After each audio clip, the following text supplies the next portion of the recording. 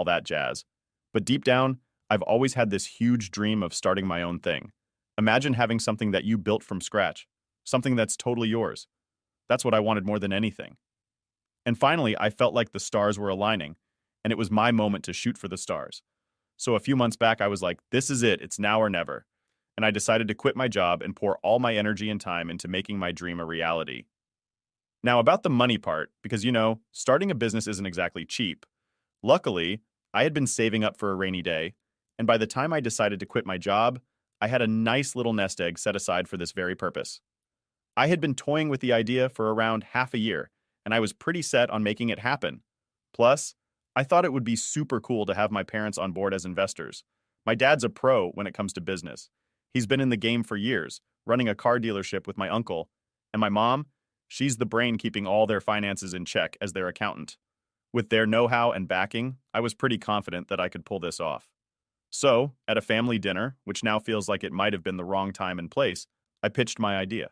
My younger brother was there too. He's 25, has a couple of years of sales experience under his belt, and let me tell you, the guy's got ambition for days.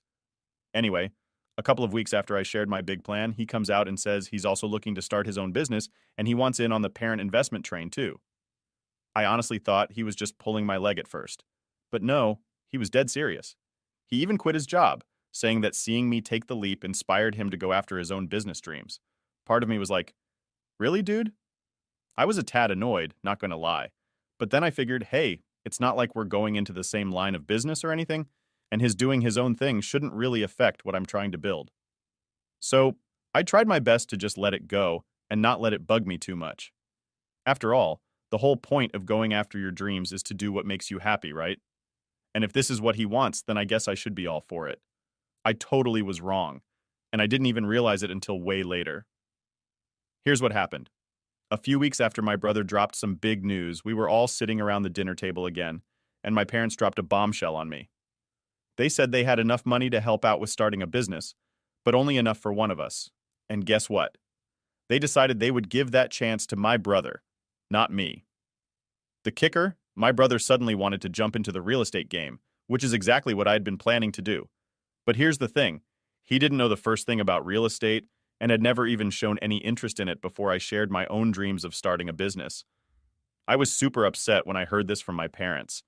I mean, I didn't say anything right away because I was just trying to wrap my head around this massive disappointment. Then, my brother tries to be Mr. Nice Guy, saying he's going to make things better for me, but it totally backfired. He was like, don't worry, you can still be part of this, but not as an equal partner or anything, just something to keep you involved. Honestly, it felt like a slap in the face, especially right then when I was already down about our parents picking him over me. I've always had this feeling, way down deep, that my parents kind of favored my brother. But having it thrown in my face like that, and then hearing my brother's offer, which felt more like charity than anything else, just made it all the more real and painful. What my brother said really got under my skin. I just lost it. I ended up blowing up at him, accusing him of trying to swipe my business idea because he didn't have any original thoughts of his own. This whole mess made me see things more clearly, but not in a good way. It was like confirming something I never wanted to believe.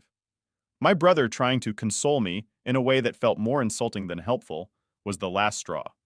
Our conversation turned into a huge argument, where I just let out all my frustration and anger about him stepping into my dream with no real passion or ideas of his own, just because our parents saw him as the safer bet. It was a rough moment, realizing not only were my dreams on hold, but also feeling like my own family wasn't fully in my corner. So this whole thing started when I basically told my brother, hey, you're acting like a copycat. I meant that he needed to stop trying to be like me all the time and find his own unique style or interests. I even brought up some examples from when we were younger, back in our school days. He had this habit of always picking up whatever I was into, whether it was a sport, a video game, or a hobby, and then he'd try to show he could do it better than me. But the thing is, he couldn't. Every single time, he'd end up not doing as well as he thought he would. And I told him straight up, it's going to be the same story this time, too. You're not going to suddenly beat me at my own game. He didn't take that well. He got really upset, which I guess is understandable because no one likes to be called out like that. But then he said something pretty harsh. He said it wasn't his fault that our parents seemed to like him more than me. He even went as far as to say that the reason they preferred him was pretty obvious, because he was better. That was a low blow. and it made the whole argument feel kind of childish and pointless. Our parents tried to step in and smooth things over by saying they love both of us equally, but there was still this tension in the air. Despite their efforts to make peace, they kind of sided with my brother by saying they thought he had more of a knack for business than I did. They even suggested I should consider joining him in his business ventures, as if I would ever want to do that. Here's the thing. My brother might have a degree from business school, but I've been out there in the real world making a living as a real estate agent. I've learned a lot from real-life experiences, things you can't just pick up in a classroom. He doesn't have any of that hands-on experience, and I couldn't wrap my head around why my parents would just assume he'd do better in business than me without giving me a fair shot. It all just felt like they had already chosen their favorite child, and it was glaringly obvious that it wasn't me. My brother was the golden child in their eyes, and it seemed like no matter what I did or said, I couldn't change their minds. It was a tough pill to swallow, realizing that in this family dynamic, I was always going to be seen as second best, at least in their eyes. It wasn't just about the business stuff, it was about feeling valued and understood by my own family. And at that moment, it felt like I was fighting a losing battle for their recognition and approval. After that day, I just couldn't take it anymore. My family was treating me like I was some kind of villain in their story, always assuming the worst about me. It hurt, you know? It felt like they didn't get me at all. And it was as if they thought I was up to no good all the time. That was the final straw for me. I made a pretty big decision that day. I was done. Done with trying to explain myself, done with seeking their approval, just done with all the drama. So I told myself, no more. It's been 6 whole months since I've had any sort of conversation with them. In the beginning, after I put my foot down and distanced myself, my parents did try to reach out. They called a few times, maybe hoping we could talk things out. But I was too hurt, too frustrated. I didn't respond to their attempts, and after a while, they just stopped trying. It was as if we all silently agreed to this new reality where we just don't communicate. And it's not just talking I've been avoiding. I've literally been steering clear of any place where I might accidentally run into them. Family gatherings? Nope. Haven't been to one in months. Holiday dinners? I skipped those too. I didn't want to face that uncomfortable silence or those awkward stares trying to navigate a conversation without really talking about the elephant in the room. Avoiding them seemed like the best option. It's like I've been living in my own bubble. And surprisingly, I found that I kind of prefer it this way. It's quieter, less stressful. Now, fast forward to about 2 weeks ago. My life took a turn for the unexpected. I've been with my girlfriend for almost 3 years. She's amazing, and I had this whole plan laid out. We were going on this romantic weekend trip, just the two of us. I had it all planned out in my head. It was going to be the perfect moment to propose to her, to start a new chapter together. We get to our destination, and after settling in for a bit, she decides to take a shower. That's when I realized I needed to charge my phone but couldn't find it anywhere.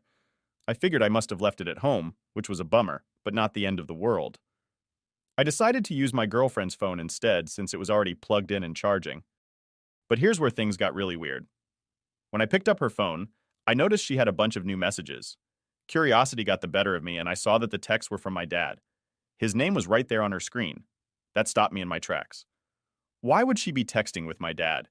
We've been in this no-contact phase with my family, so it made zero sense. It was like all these alarm bells went off in my head. It was confusing, surprising, and honestly a little bit alarming. So you know how in some households, there's this unspoken rule that you just don't go snooping through each other's phones or computers, right? Well, in my place, we had that rule too, and it was a big deal for us. But this one time I had this gut feeling that something wasn't quite right, so I decided to bend the rules a bit. And let me tell you, I'm super glad I did, even though it felt a bit weird at first. My girlfriend, who usually shares everything with me, had suddenly changed her password. This was a red flag because why change it out of the blue, right? So, there I was trying to guess her new password. And would you believe it? On my second try, I nailed it. It was her sister's birthday. Now, these two are thick as thieves, always have been. So, in hindsight, it was kind of an obvious guess. After I got past the password, I started digging through her texts. And boy, did I uncover a whole soap opera. Turns out she and my dad had been chatting for months behind my back. But it wasn't just idle chit-chat. She was sending him all sorts of information about my business plans, including where I wanted to open new offices and who my investors were. These were my big secrets. Things I had worked really hard on and were meant to be just between us. You see, we share a living room where I do most of my work, and she's always around. So it wasn't hard for her to get her hands on my documents. I never thought much of it because I trusted her. But discovering that she was sending this info to my dad, that hit me like a ton of bricks. My dad and we've got this competitive thing going on, especially when it comes to business. And he would do anything to see my brother succeed over me. So, finding out she was feeding him my secrets was a real shocker. But here's the kicker. I figured out why she was doing it. After every bit of information she sent my dad, they would talk about money. He would tell her how much he was going to send, and she would confirm when she got it. It was like she was a spy, selling my business secrets for cash. The realization made me feel betrayed on a whole new level. Here I was, thinking we were a team, but in reality, she was working with my parents to undermine me for money. It was a tough pill to swallow, and it left me feeling pretty disgusted with the whole situation. And it wasn't just pictures of documents and paperwork that was integral to the business that I was setting up. But she would also tell him other things about me, like who, from the family I met with, what I told my relatives about them, and worst of all, she would even rat me out whenever I would talk badly about them or my brother, even to her, and she would get paid for all of it. For context, my girlfriend is a freelance writer. She used to have a stable job, but she quit and decided to strike out on her own a couple of months after we started dating because I had told her that I would support her until she was able to support herself. And that hadn't happened yet. So I was still covering rent for her as she lived with me. I couldn't understand why she needed the money so desperately that she was willing to sell me out and sabotage our relationship. I never asked her to contribute to any expenses and just wordlessly kept working and paying for everything while she tried to save whatever little she earned herself. And I had never made her feel bad about it. She didn't even borrow money from me for her personal expenses, which was great, but that's just about how independent she was. And I would say that I had a huge role to play in her having a home and food to eat every day. I'm not even bragging about it, it's just a fact. So her going out of her way to screw me over for some extra cash was pretty much insane and straight out of a badly made film or something. I was extremely disturbed when I saw that, and within a split second I made up my mind that I was going to leave that very instant. I hadn't unpacked any of my bags yet, so I grabbed all my stuff and made my way to the parking lot of the hotel as quickly as I could, and once everything was in the car, I started driving back home. I didn't stop for a break or check my phone until I had put considerable distance between me and the hotel. And finally, after almost 2 hours of driving, I stopped at a gas station because I was feeling nauseated and needed a can of soda. It was then that I finally checked my phone and I had about 10 missed calls and way too many texts from my girlfriend. She was panicking about where I was and kept asking me if something was wrong, and said that she was really worried. She even said that she didn't know what was wrong, but if I was going through something, then I needed to just come back and talk to her, and we could sort it all out. So I guess that she hadn't realized that I knew about her spying on me for my parents. I didn't know what to say to her, so I decided to just stop everything. Take a break and think about everything for a while. I was horrified by the fact that my girlfriend of so many years had been spying on me for my parents, and I was feeling everything all at once: betrayed, hurt, angry, and sad. But then I got to thinking and decided I was not going to let these people get the better of me and run away. I was going to make life hell for them. So I turned back around and started driving back towards the hotel because I had a plan in mind when I returned to the hotel room. She seemed genuinely happy to see me, but I knew the truth now and had to do my best to pretend that everything was normal. I was repulsed by her, but I still acted as though I was fine and told her that the reason that I had been gone for so long without an explanation was because I was planning something for her, and I just freaked out for a bit in the middle of it. So I had to take some time out and calm down.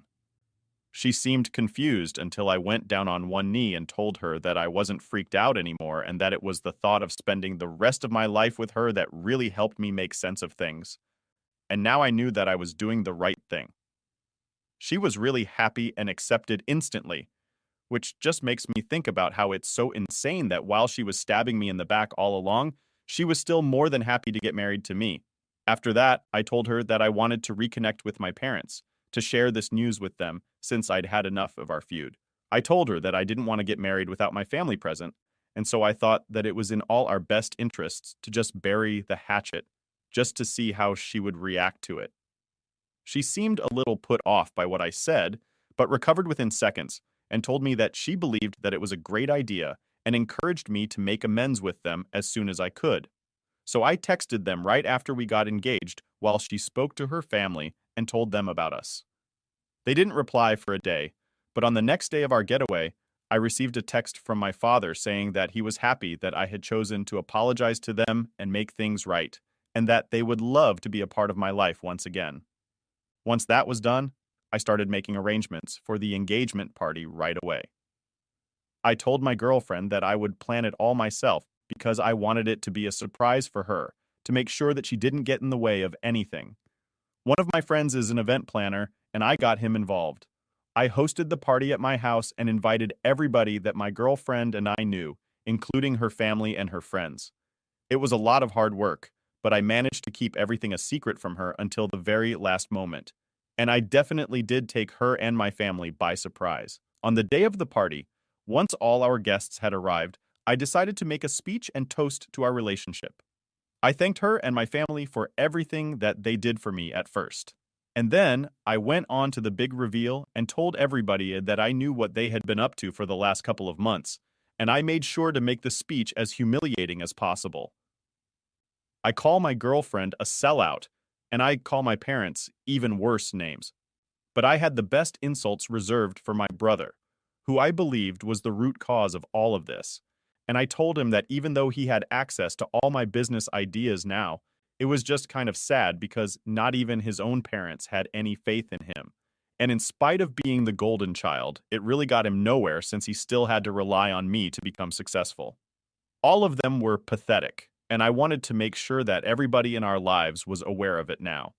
The party took place a week after I found out about my girlfriend's little arrangement with my family, so I had sufficient time to set everything up and also obtain screenshots of my girlfriend's text conversations with my father from her phone, which was easy now that I knew her password, and I just had to sneak into her phone while she was asleep and then delete all the proof.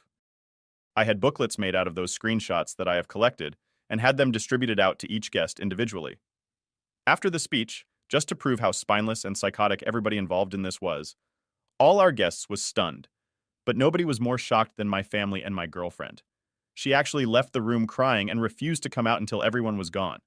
Everybody pretty much cleared out after the distribution of the booklets, but my family stayed and tried to fight me. I wasn't having any of it, and I told them that if they didn't clear the premises, I would call the cops, and then this will turn ugly, as in whatever was necessary, so it would be better for them if they left, and then they went away.